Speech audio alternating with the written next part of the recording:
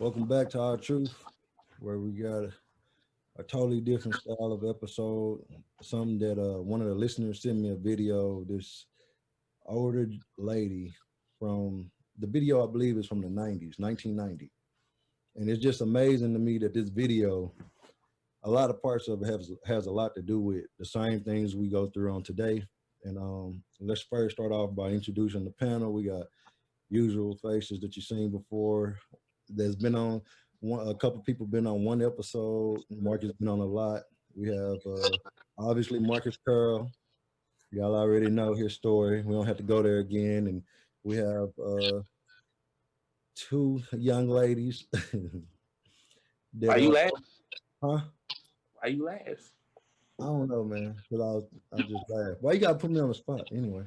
But I will allow them to introduce themselves because I don't quite remember Miss Kim's podcast name, so I kind of feel bad about that. But if she want to introduce her podcast, and also call her my cousin, if she want to introduce everything anything you want to say, anything you don't want to say is all good. But let you guys Okay. go ahead and introduce yourself. Okay, well, I'll get started. Hey, everybody. I'm Carla Ford. As Jonathan said, I'm his cousin. And I've been following the podcast for a minute, and I'm excited to just be a part and give a contribution. Thank you. Hey, sorry. So I'm Kimberly Amara. Last time I think I came on, you were live, and that was like earlier last year. But I am actually just blogging full time, writing full time underneath Kimberly Amara. And so I'm excited to come back and contribute. I thought this was a pretty good subject or topic that you chose to talk about, so I'm happy to contribute tonight as well. Thank you, and you know, we're gonna go ahead and jump into it, Brock. If you can hit the first clip that I sent you, and then we'll go from there. Yeah, well, I'll give a little backstory. So her name is Shahrazad Ali, and she wrote a couple books. Well, more than a couple. She was an author, but the one that we are addressing is where she's talking about as far as women in the men dynamic in the black community. So we're gonna also post the full clip under the episode, which I posted it before, but in case you want to watch the whole clip, obviously we're not going to play the whole hour clip. We're only going to play 1 minute.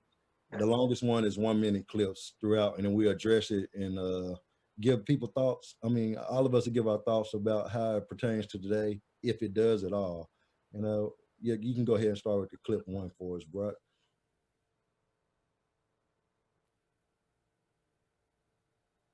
That, and we have made up and came up with requirements that the white people have set for us for our man. And if he cannot come up to those requirements, then we have decided that he is impotent and unable to be our man because he's disqualified, because he does not qualify by the standards that the white people have set up.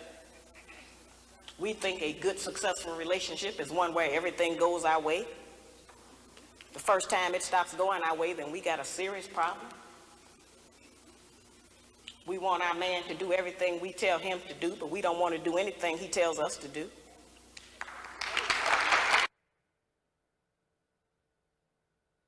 And I mean, I don't really, I don't want to go first on this clip. If anybody else want to go ahead and address their thoughts. I mean, she had a lot to say. Sister Ali, I think that at the time in the 80s and 90s, that may have been relevant, that maybe Black women were looking at their white counterparts, trying to figure out what a man should be and what that looks like for their family. But today, To protect his maybe I'm just speaking for myself, but I definitely am not looking at the Kardashians to figure out what a Black man should be to me and my family. So I don't know. Yeah, no. So, Marcus, you got anything? And I'm going to say to a certain degree, it's probably still relevant because we do set ourselves by the standards of, white people. Because basically, unfortunately, they basically still run a lot of things in the country. Mhm. So for a lot of people, this is still true. I mean, it may not be particularly true for a lot of Black people as of today because, you know, we have kind of re-revolutionized ourselves in reclaiming our culture and our identity. But there are still some of us out there who still, you know, well, if you ain't doing this, that, and the third, like John over here, then you not the man that you're supposed to be. And, you know, it is a problem. I mean, I really never thought about it the way that you put it, as far as saying that they look at it as a standard. But I could see where you're coming from in the aspect of some people think that it's only one way to be a man when, you know, to me, as long as you're taking care of your responsibilities, that should be what it boils down to. But I also agree with Carla that now it's kind of times has changed, especially in the last 5 years alone. All the Black businesses, the push for Black on this, Black on that. So we kind of realize the power we have in our dollar, even though it's not where I believe it should be, but we kind of realize the power we have in our voice. So that may not pertain to today as much as some people think it does. Anything you want to add, Kim? I almost want to ask you to play the clip over, but I feel like what she was trying to say, just remembering the full clip, was more of an accountability issue. So, because I agree, I mean, I'm not gonna look to white femaleness to, you know, try to like figure out like how I'm a secure man, especially not a Black man. But at the same time, what I really got from it was more like she was just talking about the accountability factor, and especially specifically back then, when you look at the fact that just kind of like the feminist movement and how that like really, I guess, impacted Black women. There were certain things that I think that we did maybe pick up or adapt, maybe consciously or subconsciously, that impacted our households, but that didn't necessarily work for us. And so it's just going back to, okay, what works for the Black household versus just kind of going with the times. So I'm not going to comment on it too much, but that's kind of what I got from that little clip. Especially towards the end when she's saying that you want them to listen to you, but you don't want to listen to anything they has to say. I guess that's where you're getting at with accountability. Right, exactly. Like, how do you as the woman contribute to the breakdown in the relationship or the home or how the household, because it's a lot of like you, but then again, you know, self-reflection. How did I contribute maybe to the dissolution of the marriage or the rearing of the children, or, you know, the productivity of the household, those types of things. Do you all think it's a problem with accountability? Yes. Yes. To a certain degree, yes. On all parts, though. Yeah. But I think it comes more with, you know, maturity more than anything. Because how do one become mature though? Because, you know, that's in the eyes of the beholder too, right? Maturity. It's based on everybody's perception, right? Well, I think maturity comes when you actively try to do better. And, you know, when you actively try to make yourself better in whatever the situation is. I mean, there are a bunch of immature people who are well into their 40s. They didn't work on themselves none whatsoever. I mean, some people mature over time naturally, which, you know, that's the natural progression of things. Sometimes people mature naturally, but some people just get stuck in immaturity and never hold themselves accountable for anything. So it's always everyone else's fault. And in relationships, there are some people who, no matter what, it's always the spouse's fault. It's always the spouse's fault, no matter whether it's male or the man or the woman. Yep. Did you want us to play that clip one more time, Kim? I don't want to miss what you said. Did you want to play it one more time?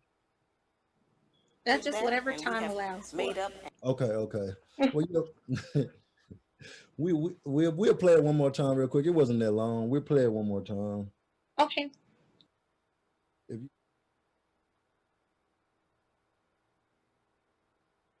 came up with requirements that the white people have set for us for our man.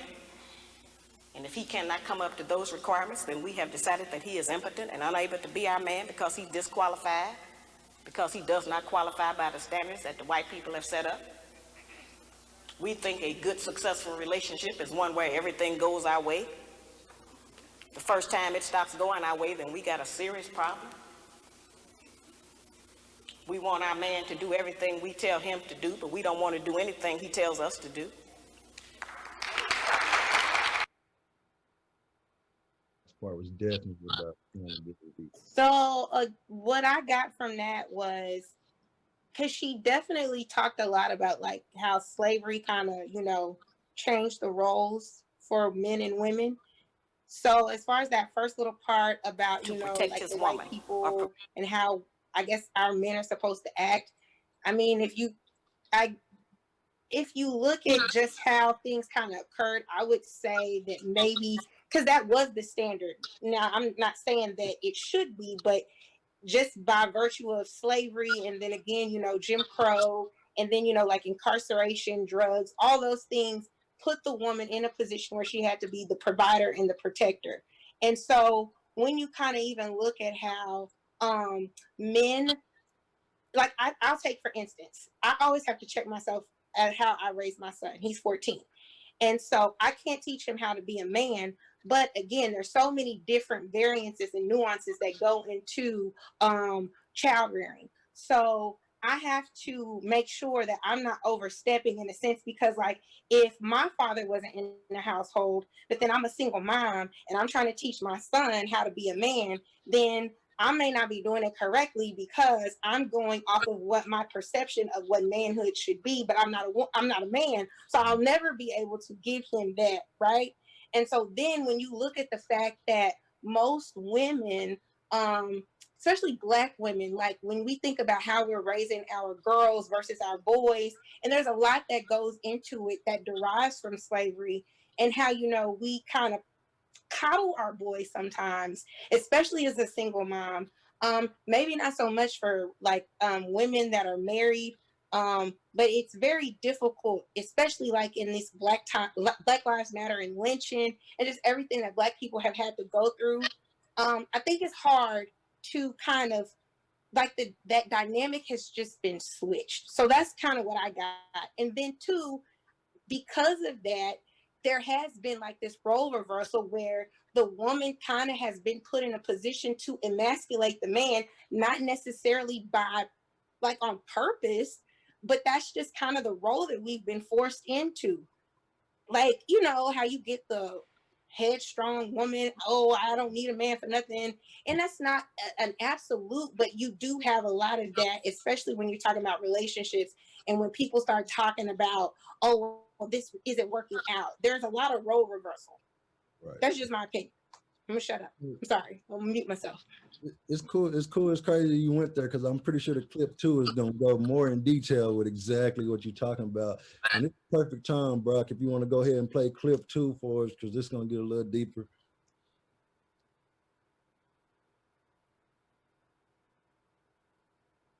to protect his woman or provide for them. They have told us that the only provision that the Black man is qualified to give us is one of money. And we have made finance the major focus of our relationships with them. We have made the one thing that most of them don't even have be the criteria. We have been taught that if they do not give us money, that we are not to even allow them to be a father to their child. We have been taught that if he does not give us money, then he is not qualified to tell us what to do. We have been taught that if he does not give us money, that he doesn't have any rights in the home. It's whoever is making the money who has the rights. That's not our system. The Black man provides more in a Black home than just financial support. He provides direction, guidance, gratification, fulfillment, and discipline for our children.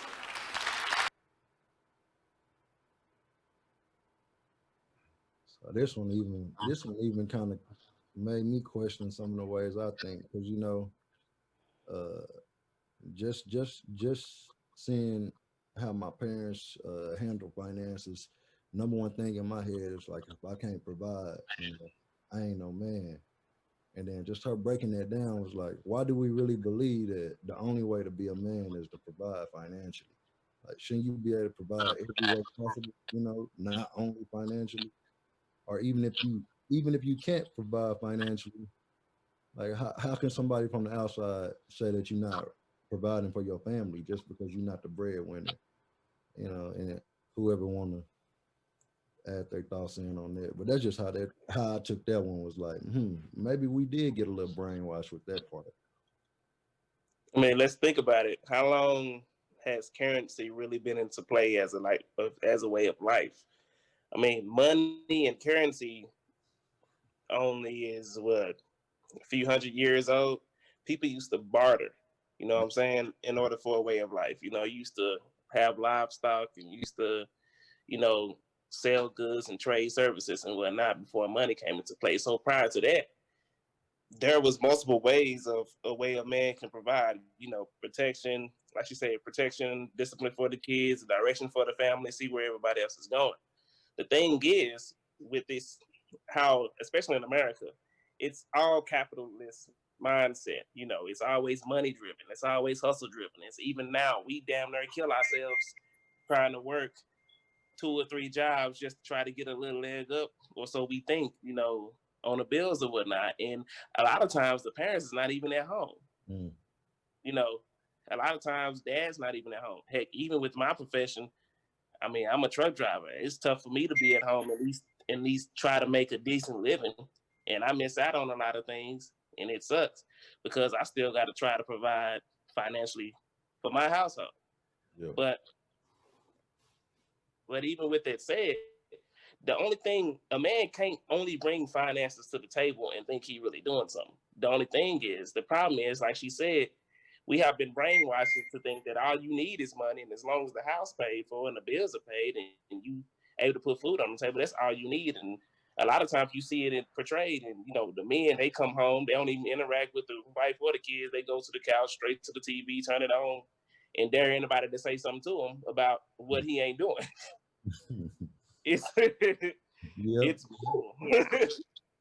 That's a lot of truth right there, Marcus. You said a mouthful. I absolutely agree. I think that when we're looking at being a provider, it is twofold. It's not just the financial part, it's also being an active parent in your household. So the disciplining and actually spending time with your children, I think that's important. But what she was saying in her clip is, why have we been conditioned to think that? And I don't have the answer to that, because you talked about bartering, but that's just the dynamics of finances changing. That's just what it represented back then. So now obviously money is what we use. But even if you think about the government having to get involved when it comes to child support, you then get visitation rights because now you're paying. And should that be a factor? Shouldn't you always be able to be in your children's lives, regardless of if you're actually paying anything or not? Because there is still value in it. But then let's think about some women. Some women may not want you to be a part of the kid's life if you are not contributing to that family's household other than finances, because in the back of their minds, maybe they're working the 2 or 3 jobs that you spoke about. And maybe they're feeling like, I'm doing all of this. I'm trying to hold down the household and take care of the kids. I'm the provider. You're not being a part of it. They don't want you to be a part of it. So I don't know. It's a lot. She's saying a lot, and it's got us all thinking. Well, a lot of times, I'm sorry. A lot of times it feels like that it's not equal, because for the mom, we always talk about all the things that mom does, and very seldom does it has anything to do with money. Everything that mama do, you couldn't care less about how much money she making, because all the things she does for you. Now, I can think about my dad, and my stepfather, and all the male role models that I have. A lot of times when I go back and think about all the things that they do for me and have done for me, it's nothing monetarily related. Yeah. It's a lot of times it's guidance. It's a lot of times it's the nurturing from the father that's more, that I remember.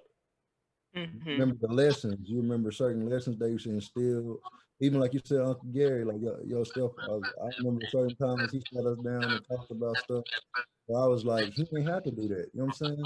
He really You didn't know, have to do that if he didn't want, But he sat us down and told us about manhood, about it ain't cool to follow this and that, or even my dad, like, yeah, money was there, but certain like he didn't have to sit down to everybody or take everybody to work. There's certain things that, but the father, I feel like I could be wrong, but I feel like the father don't get credit for that part. If especially if he can't provide, he sure don't get credit for the being the right role model. Not even the right role model, because somebody, I don't remember who said it. Somebody was like, yo, even if you got a dad there that's nothing, at least he was there to show you what not to be. So it's like if he's there, you still learn something. Not saying he should be there and be a bad example, but you still learn something, whether he's there or not. there's value in that presence. I Yeah. mean, because we already seeing how the country is turning with father's absence. You know, both for the little boys and for the little girls. When the father is absent, it's very apparent. You know, kids be having issues. You know, they're very undisciplined. You know, they don't respect any amount of authority they may have. You know, insecurity issues because they may feel like their fathers don't want them. And a lot of times their fathers do want them. It's just the mama be tripping because, well, he ain't paying child support. And some women, unfortunately, only look at men as a means to an end. And that has been culturally conditioned Mm. for a lot of us too. You know what I'm saying? We're only meets to an end. I don't know how many times I've heard the term where I really don't need no man because I can feed myself, I can pleasure myself, what I need a man for. I'm like, so that's it? Just that's all, that's the only thing a man is to you? You know, just a meets to an end. Miss Kim, you look like you wanna you had to jump in right there. I see your eyes. So yeah, like I think what Marcus was saying is essentially somewhere between slavery, Jim Crow, and the first feminist movement, and especially like the 1960s with that second wave of feminist movement. Again, there, because we didn't quote unquote come over here with a jacked up family structure. This is, centuries of breaking down the Black family structure. So this almost, when you think of like generational issues that families have, this is really a collective generational cultural thing amongst, I guess, Black people. Some of us, I think, have overcome it and have weathered it better than others, which is why you have like some women who are, I don't need no man. Then you have others who, like, they say, you know better, you do better. So, okay, you recognize that, oh man, like white supremacy was an issue for us. Let me change the dynamic. Let me, pour into, what was taken away from me. I just think that it's a grave mistake for a lot of people. I mean, because I have that situation again. I'm a single mom, and I could easily have said, oh, well, I need X, Y, and Z, and this, that, and the third. But when I look at my child as like my product. And I know this may sound very like what, but this is like what I'm putting out into the world, right? This is a direct representation of me. I can't, again, I'm a girl, I'm a chick. I don't know what it is to be a man. I can't tell him how to be a man. There are things that, like, my job is over after a certain point when it comes to rearing a child. And I mean that in the sense of like, okay, when he's a baby, up until maybe I say around like 10 years old, he needs mommy, oh, and you up underneath me. And then after, there's like a switch. And then it's like, oh, you need your daddy because I can't deal with this. And he needs to be underneath that. That has nothing to do with like financial. There's nothing to do with, oh, did you bring home the bacon? Not that you don't need to eat, but I think that some people, there's a certain aspect of, I guess, maybe women who have maybe gotten away from that, because if you think about, like, if you starve somebody in the manner in which Black people have been, like, we've just been kind of just broken down to bare nothing. So when you think about like Maslow's hierarchy of law and just like safety, right? Food. And when you think that that's been taken away and then the woman was made to try to make those ends meet, I think that maybe it's kind of almost like a traumatic response. So it's kind of like, I just have to make sure that there's food on the table. And maybe some people just can't see past that. And so if a man is in a situation, even though a child, we all know on this call that a child needs more than just like their basic needs met.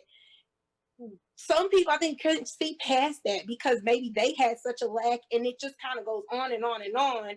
And so you just become so involved in just materialistic things and making sure there's food on the table, and you just discount other people. And then another thing too is, and I'm gonna shut up after this, but another thing is you gotta like be careful about like who you procreate with, because some people you just shouldn't be like, oh wow, you know what I mean? I get it, like, you know, sex is great, but you need to think like, what is their generational past? Like who, like what kind of stock do they come from? If they bloodline is, you know, like trash dudes who don't really do anything, then you might not want to procreate with that person. I'm just saying.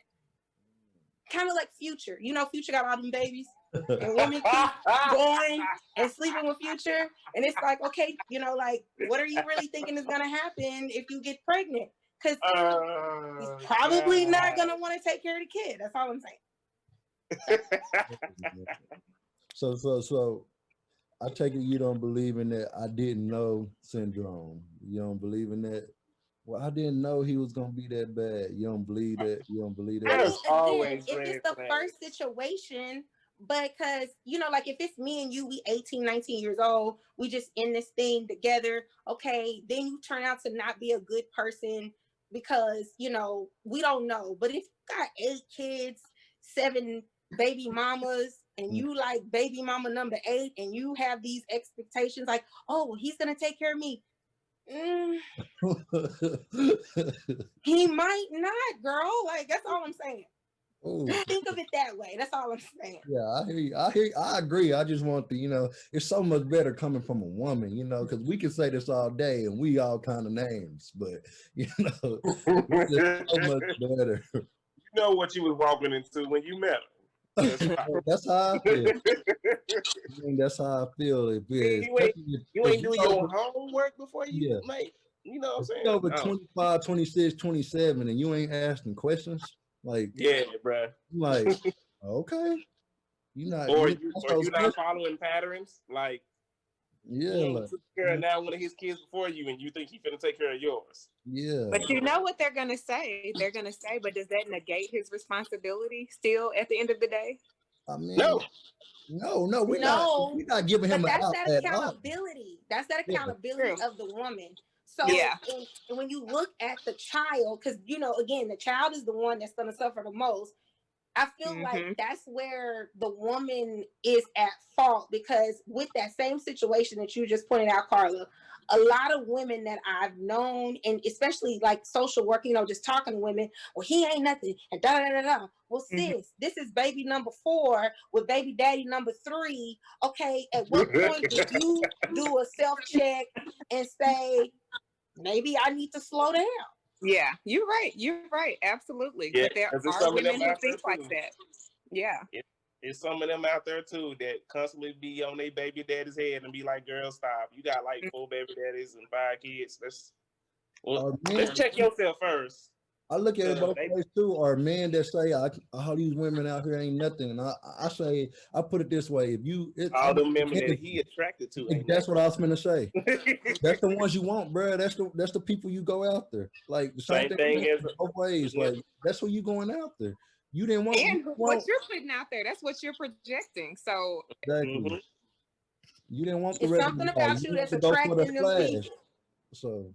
I want to like draw back just a little bit to the balance when everybody alluded to, yeah, you need money, but you also need to spend time. So in today's society, like unless you even if you're an entrepreneur, like unless you got something that allows you to have both of those, like you have free time and you have the finances to be A1. But if you're working towards your finances to be A1, Like, is it any way to find that balance? You know, because something gonna give. You know, I mean, you can put some money on the back burner to be there for your kids, which I believe you should.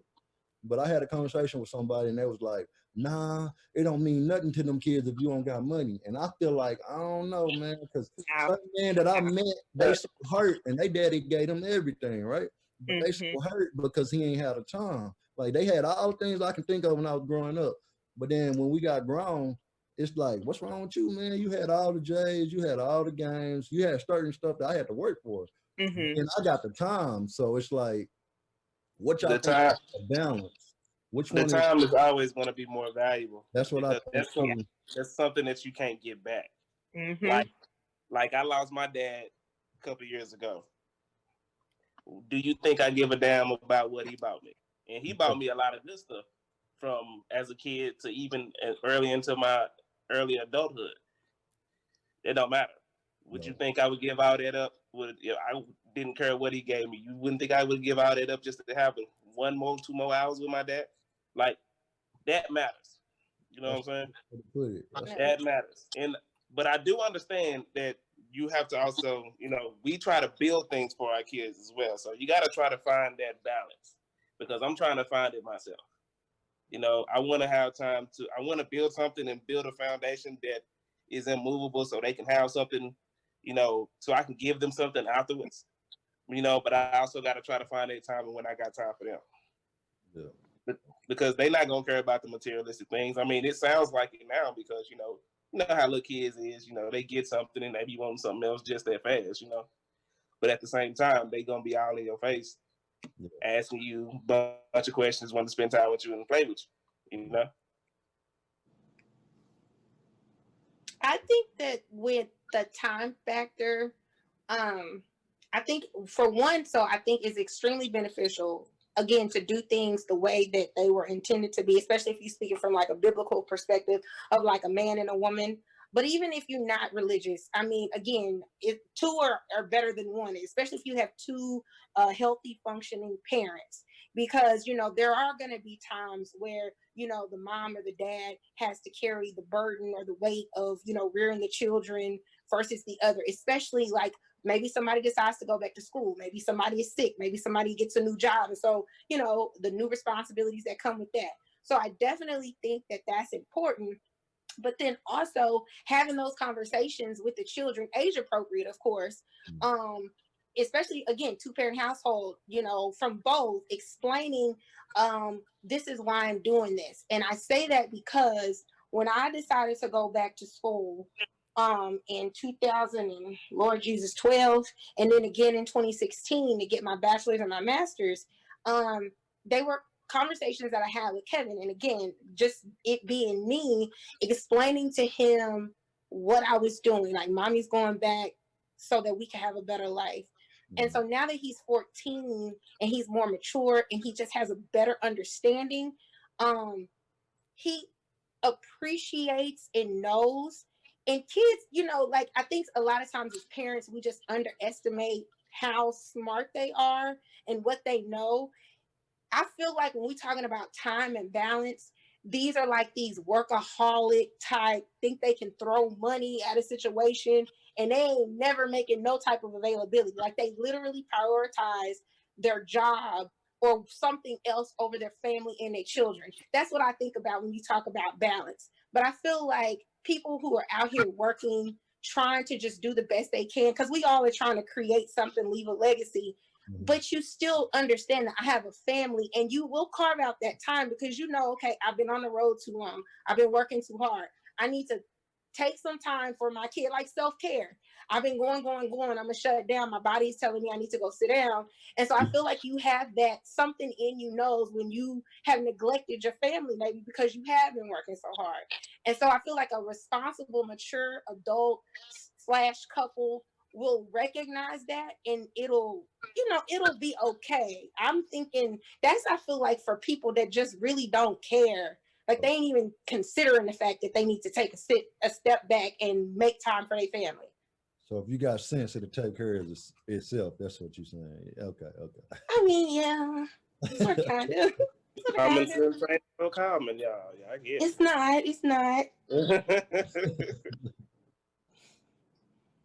Anything you want to add, Carla? I agree. And I was just going to say, from a personal perspective, I had a stepfather, great bonus dad. I mean, couldn't ask for a better one. However, there was still the longing to have my bio dad involved in my life. And he wasn't throwing dollars and he wasn't showing up. So I just got it on both ends, where he was not contributing and he didn't participate, growing up. And those are things you long for. And I could have very well had daddy issues that impacted me as a wife and as a mother. And I thank God that they didn't, but it could have.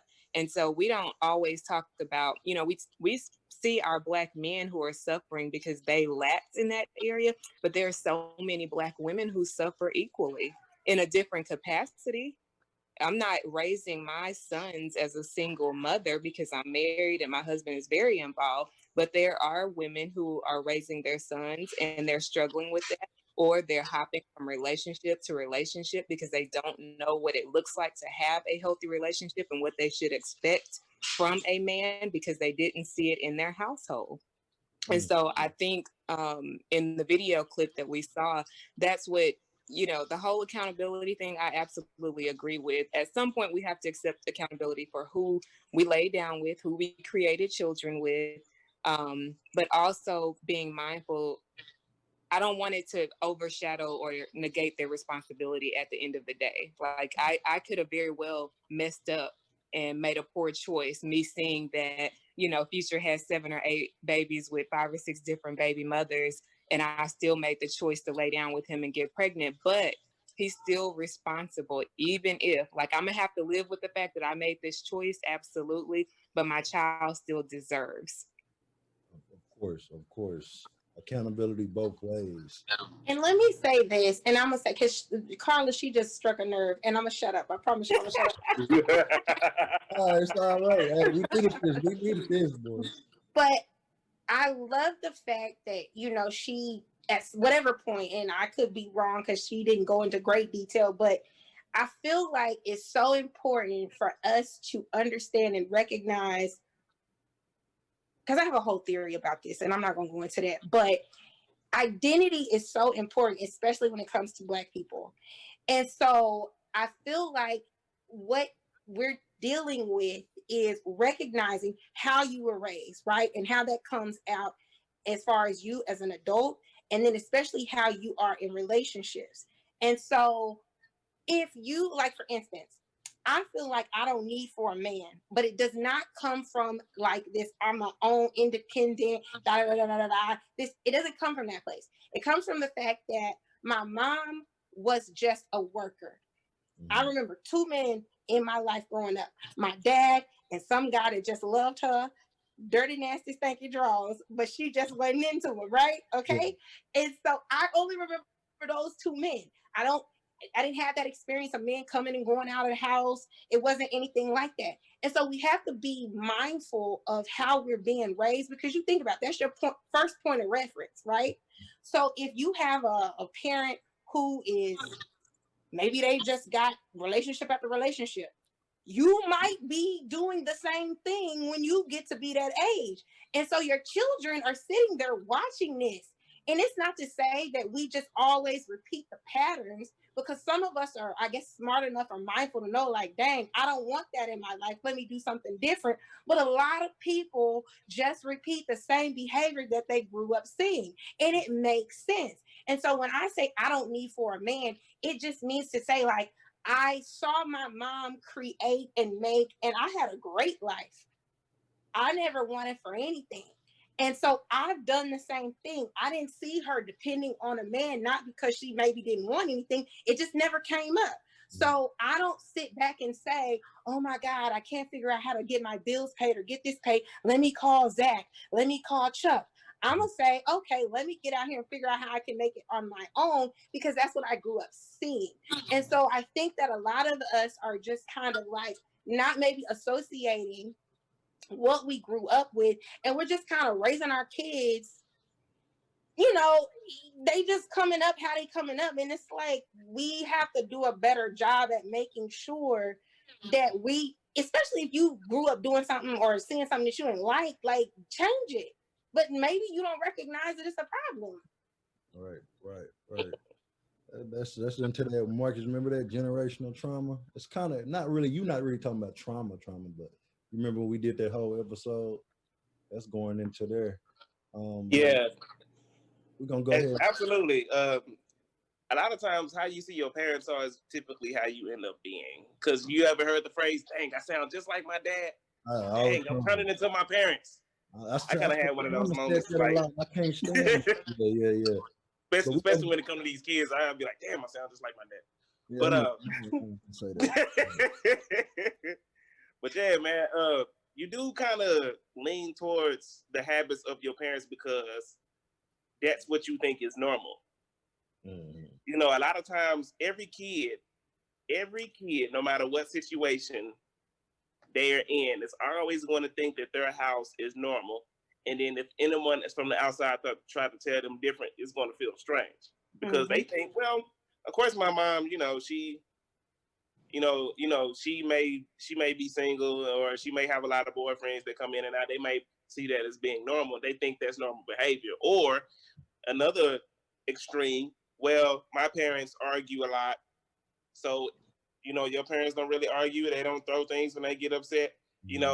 That's crazy stuff that, we be like, no, that's insane. And the kid be like, well, this just happens at the house. You know what I'm saying?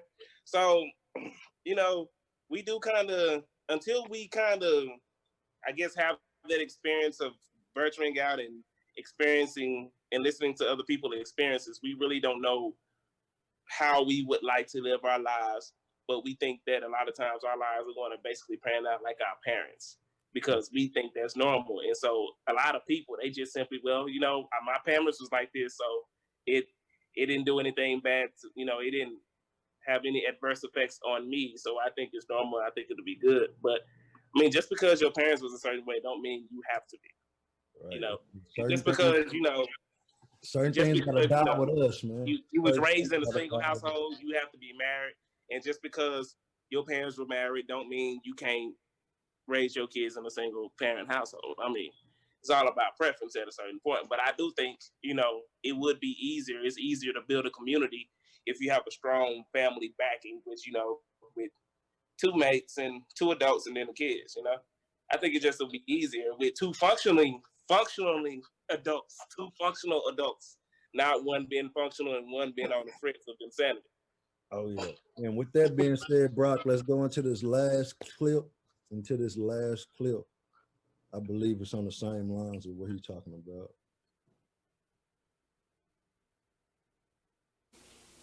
And that's certainly not saying that it is not important for us to have money for food, clothing, and shelter.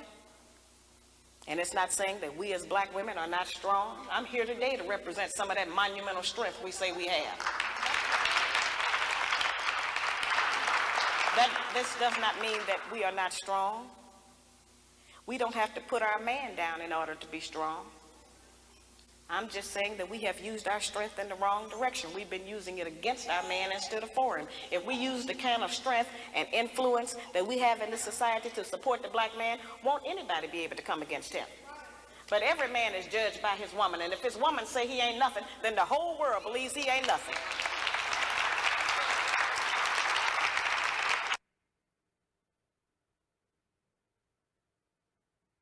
I had to end it like this. I had to, If women say the man is nothing, everybody believe he's not nothing. That has to still be relevant to today, man. Are you kidding me? That has to be. It's relevant. It is, to a certain degree. Now, there are some people who hold their men on a pedestal, and I'm on the outside looking in, just thinking, Lord, I'm praying for y'all because we know otherwise. Just put it out there. So, but no, how we speak about our spouses or our significant others, it says a lot about them. And if you hold them to a certain standard, then most people will hold them to that same standard. And if you dogging them out every time in the public, people are like, oh my goodness, there is something, those opinions, they come with how we present ourselves and how we present our spouses and significant others out to the world. Man, That's true. Yeah, because right now, unfortunately, the theme is, brothers ain't ish, but you know what term they using right now. yeah. And you know what I'm saying? Unfortunately, that's the banner. And for a lot of us brothers that's actually out here giving it our best, it's like, seriously? Like, oh yeah, a lot of y'all women think that brothers ain't ish. Maybe just the guys that y'all attracted to. But I think on both ends, brothers got to quit downing sisters as well, because there's a lot of that going on. It's on both sides. Both sides throwing tomatoes at the other, and everybody, you know, basically getting talked about when, really in reality, it's like, bruh, we should be uplifting each other instead of just basically tearing each other down. Constant thing, man. It's Okay, oh, go ahead. to go with what you just said, Marcus, my whole theory is literally ask yourself, are you raising somebody that when they get older, somebody's going to want to date and marry, right? 9 times out of 10, the answer is no. That's deep. That's deep, Kim.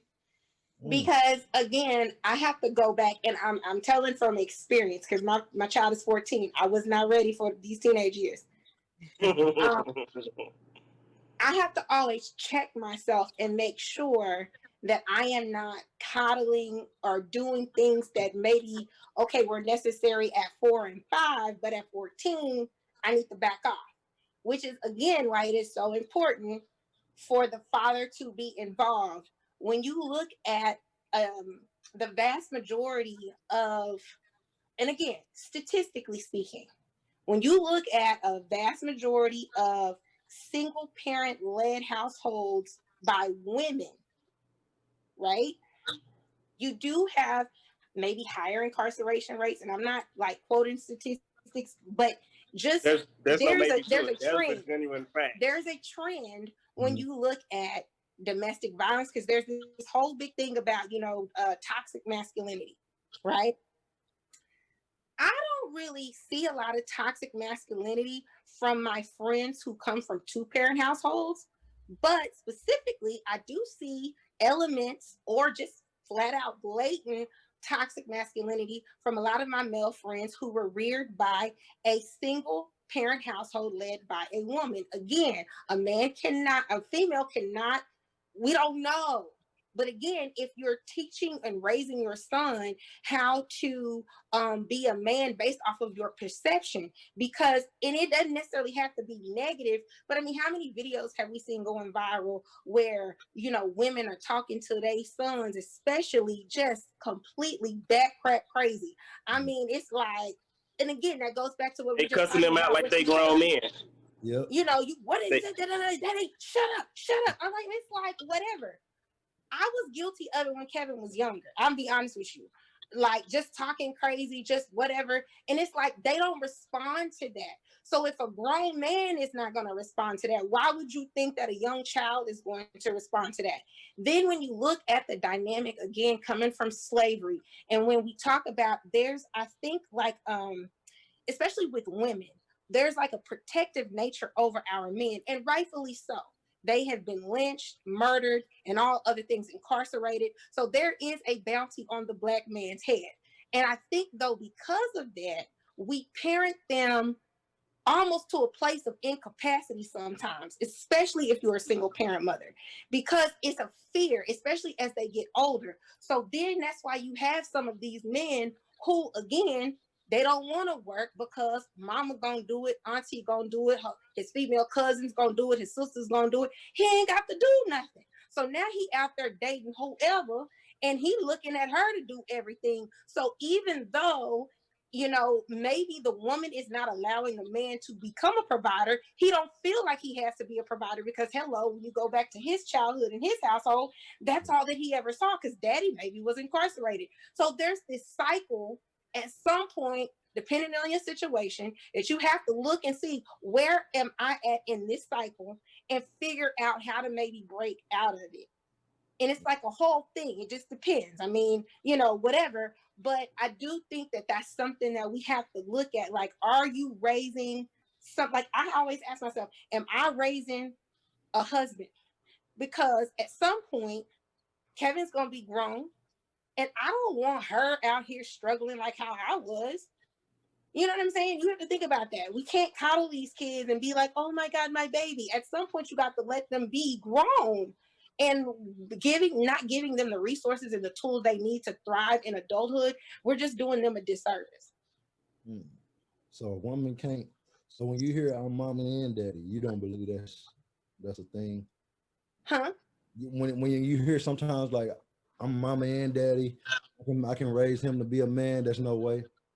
I think that there are some women that have stood up to the plate and done an outstanding job, but I think that there are so many things that factor into how your child is. I mean, if people don't think that who you lay down with in personality traits and spirits and generation and bloodline, if they don't think they have nothing to do with it, I would say that you are ill-informed. Mhm. I mean, because some women, you know, again, you can do the best job and end up with an okay thing, and then you can do the best job and it's just like people are gonna be like, what in the world did you do? And she could have done everything right, so to speak. I believe a child, especially a young man, when you hit teenage years, you always need that male role model.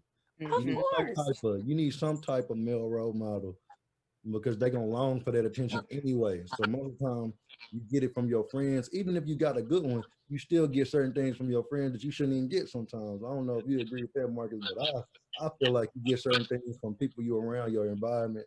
That's back to like nature versus nurture, but you get some things from your environment that you shouldn't even be around. So if A you lot, don't have the nurture part and you only got nature, sometimes it don't work out the right way. yeah, because sometimes we can talk about like why a lot of kids join gangs. A lot of kids join gangs. A lot of young men join gangs. It's because they feel like that is the only family that they have, and that's the only way they can be protected because they don't feel that way at the house. Whether it's because of the parents are never home, or the parents are abusive, or they don't have enough money, whatever the case may be, they join gangs because of that reason. I'm not saying it's right. It's just that's what typically happens. That's the reasons. At least that's the reasons at least from the people I've known and grew up with and became friends with later. That's what happened to them. That's the reason why they joined. Some people join out of survival, feeling like they not gonna make it home unless they gotta gang up with a bunch of brothers, and it's a bunch of negativity. I say it like this: I grew up in a neighborhood where there was Crips. I grew up in a neighborhood where I had access, if I wanted to any drug I could imagine. The thing is, because of how my house was set up and how I was brought up, and because I had that constant reinforcement at the house, I really didn't have any need to try to go out and venture for any of those things. So the house is very important. Yeah, the neighborhoods, your environment is important. The nature part, yeah, sometimes you succumb to your environment because of the lack of nurturing, the lack of reinforcement of what you have at the house. Yeah, And so, I agree. Yeah, that is very true. I actually grew up in East Garland, and before that, we lived in a 2-bedroom shack, and we could have all been products of our environment. Teen pregnancy, my brother could have been involved in all types of stuff, my sister. But you're right, it was what was happening in our household, and that was the reinforcement that we needed to make sure that we didn't end up in those situations with those circumstances. But I think we can all agree, based on the clips and just the conversations, every family, whether it's 2-parent households or single parent, there's a level of dysfunction in everybody's household. So then how do we change the narrative in terms of how we respond to that dysfunction, and how do we normalize the after effect of the dysfunction? I've seen a lot of things, before y'all answer, but I've seen a lot of things on social media saying how we need to normalize therapy and all the mental health that people experience, and just so many things that come with the way that we are reared. And how do we change it? What is it that we are not putting out there that these kids need to get? And I say kids because I don't know what else to say. Kids, I don't know. the children, definitely we need to be more open to conversation, because one of the biggest issues with Black families, period, is secrecy. Like, don't nobody like to talk about their business. Like, oh, you all in my business, this, that, and the third. And a lot of times your family be the main one hurting your kids. And on top of that secrecy, can we eliminate all of the backhanded talk and compliments that goes on with a lot of our Black families too? Because you know you get around some of your aunties and uncles and your cousins, and they already side eyeing you, and they somehow then got a hold of your business, and now they da da da da da, and they rather talk bad about you than get you the help that you need. You know.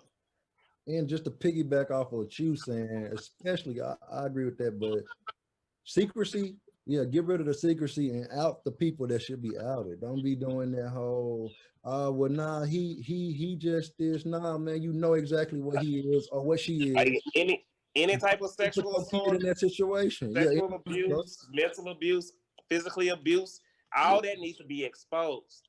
Yeah. And that needs to be Yeah. handled, because a lot of that is the main issues in the Black community. It's a lot of mental abuse, a lot of physical abuse, and sexual abuse that do not be exposed, and it just goes on. Yeah. And even if people know about it, if people know about it, nobody exposes it. Like, I know they sweep it under a rug, and you better not dare say anything because you're gonna get looked at funny. And most of the time, it's the most charismatic, the person in the family, one of the most charismatic men or women in the family. And then when you find out when you get grown, you be like, what? But and then not just that, but like something that I'm trying to do personally in my family is family counseling.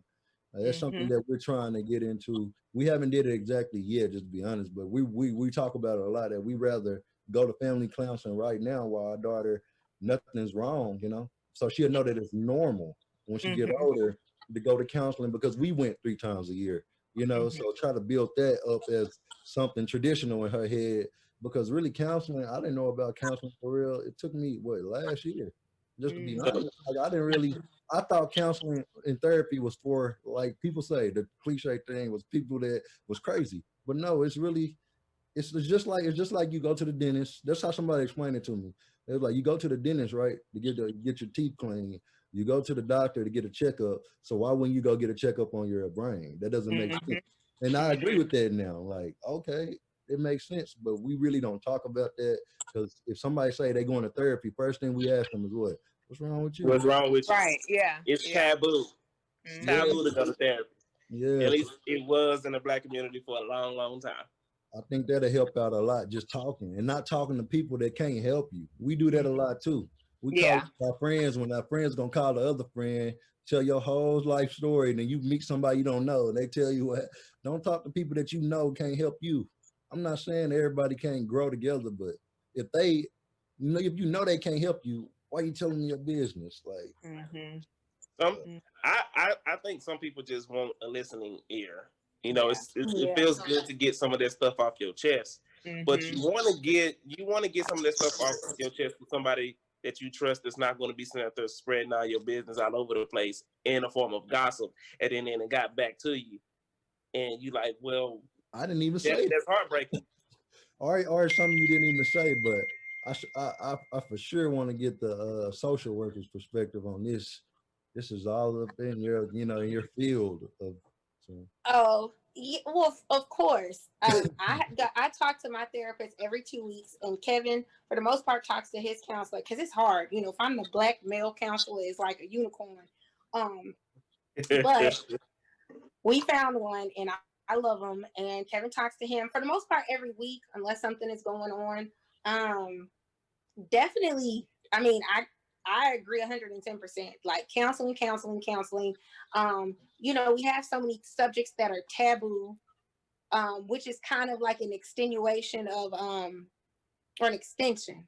Sorry, extenuation. Is that a word? But anyway, an extension of secrecy. And then too, I think,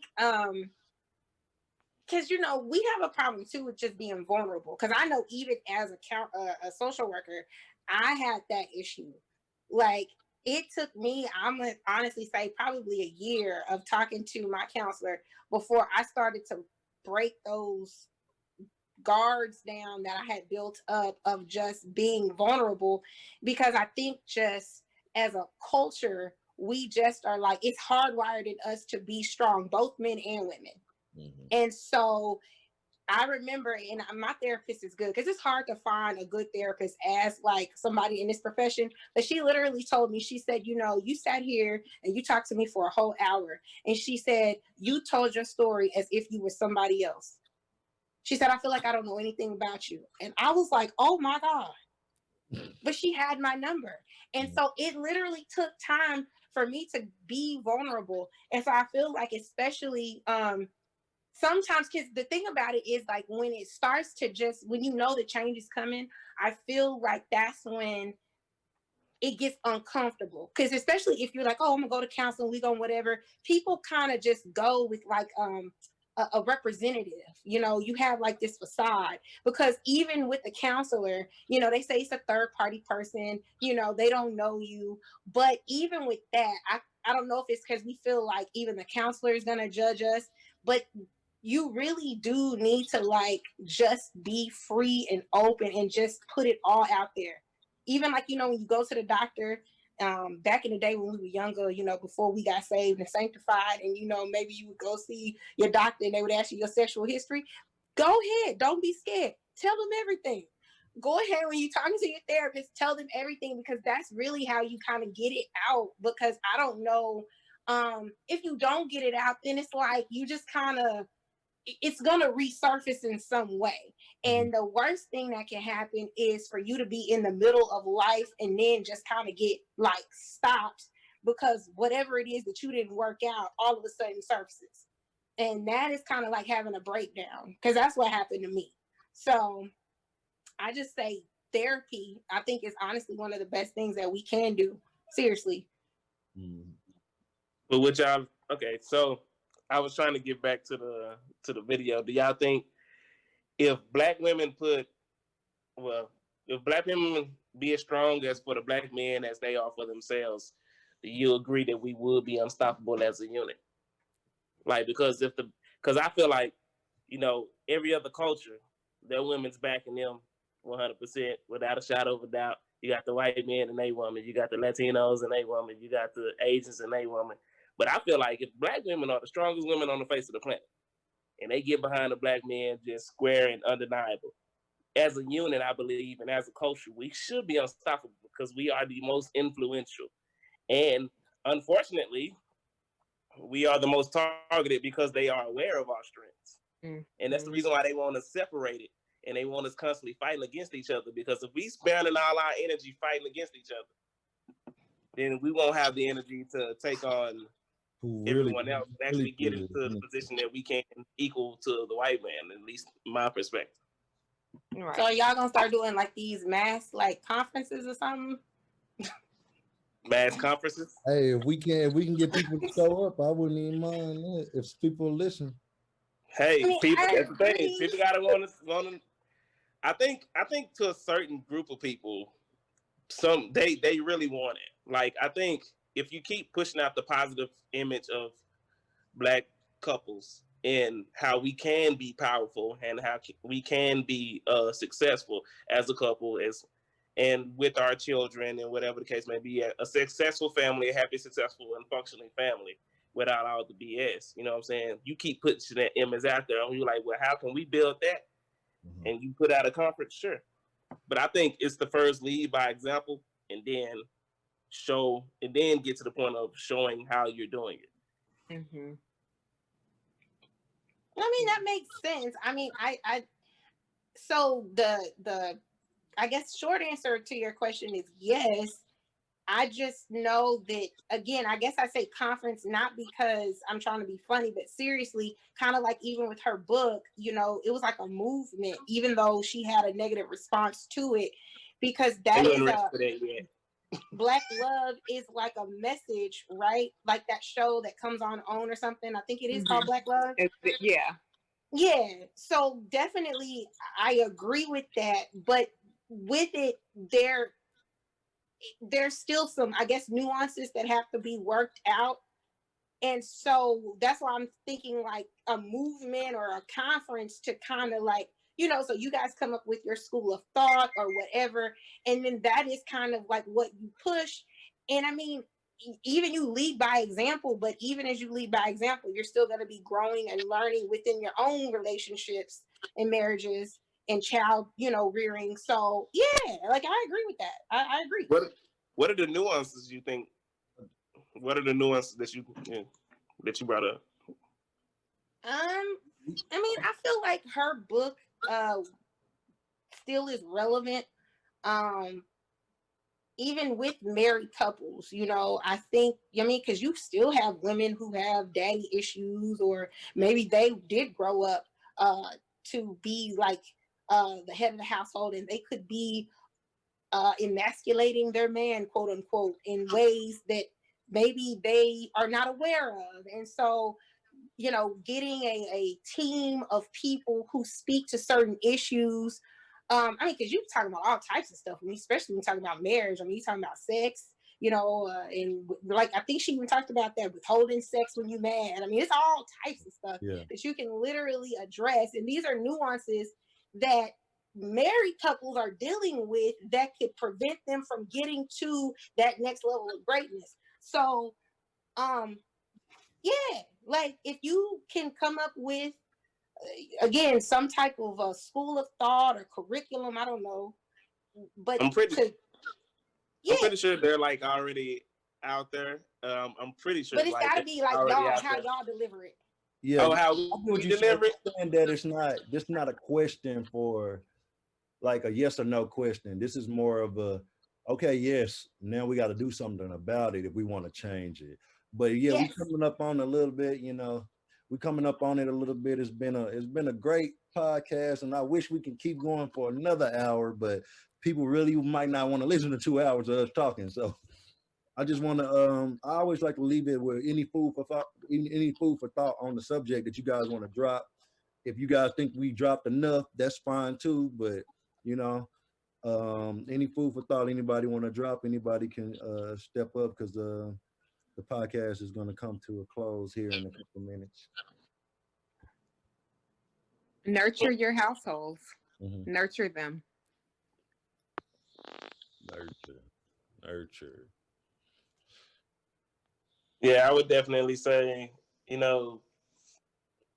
first hold yourself accountable personally. Man and woman, hold yourself accountable. Understand what you bring to the table is more than just finances. And, as a man and a woman, as women, the only thing, men bring more to the table than just finances, and men, you got to bring more to the table than just finances. Let's just say that. And another thing, I do believe wholeheartedly the Black woman is the strongest woman on the face of the planet. Let's get some of that power behind us Black men, and we will be able to crush every obstacle in front of us. The main reason why they want us fighting and bickering and constantly talking down amongst each other, because they already seen what we can do as a couple. Because all cultures and all communities starts with the family. You have a strong family, you can start building communities. And when Black people start building strong communities, we built Black Wall Street. We built several Black Wall Streets. Right. So, just saying, we're more powerful together than separate. Right. Well, I'll just say, let everyone sweep in front of his own door, and the whole world will be clean. So, we gotta. See, I was gonna say something along the lines, but that's so short and sweet. I gotta leave it there. Like she said, clean your own house. You can't clean nobody else's, right? You gotta clean your own house. We hope y'all lead by example. As much as we enjoy this discussion, and it's always we not me. We got merch in. I got different colors of these hoodies. I got one color of the hats, different styles. They will be on sale. Anybody want any of these? I will have a shop on Facebook real soon. But until that, you can DM me. If you didn't listen to this, I'll put it in the group as well. And you guys have a great day. I appreciate everybody, our whole panel. Appreciate you, Carla, Kim, Marcus. Thanks again. And we'll do this again. Family Dysfunction is going to be the live show. And I think I don't want to put words in my mouth. We pretty much got the panel already, because I think this is a good panel for Family Dysfunction, because we already went there pretty much. But that's going to be our live in-person show, Family Dysfunction, if any of y'all are interested. Hey, I'm interested. I know you're gonna be there. Until next week, we'll holler at y'all. I appreciate it. All right. Good night, guys. Good night.